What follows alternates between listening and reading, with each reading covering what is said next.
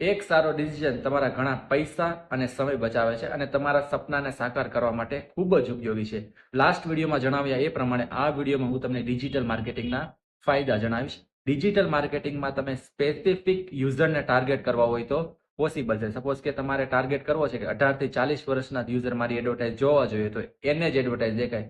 તમે gender wise target કરી શકો, લાઈક મેલને દેખાવી જોઈએ અથવા ફિમેલને દેખાવી જોઈએ, અને તમે ઇન્ટરેસ્ટ વાઇઝ ટાર્ગેટ કરી શકો. સપોઝ કે મારે એડવર્ટાઇઝ એવા લોકોને બતાવી છે જેની પાસે આઈફોન 16 છે, તો એ લોકોને પણ આપણે બતાવી શકીએ.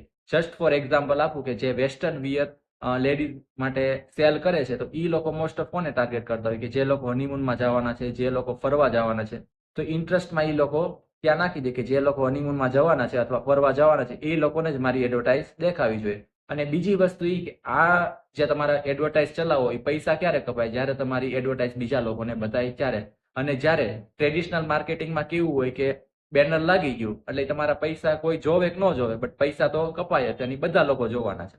તો આ એક મેઇન ડિજિટલ માર્કેટિંગનો ફાયદો છે. હું તમને ડિટેલમાં નેક્સ્ટ વિડીયોમાં એ જણાવીશ કે ઇન્ટરેસ્ટ વાઇઝ કઈ રીતે આખું ડિજિટલ માર્કેટિંગમાં વર્કિંગ થાય છે. Okay, thank you.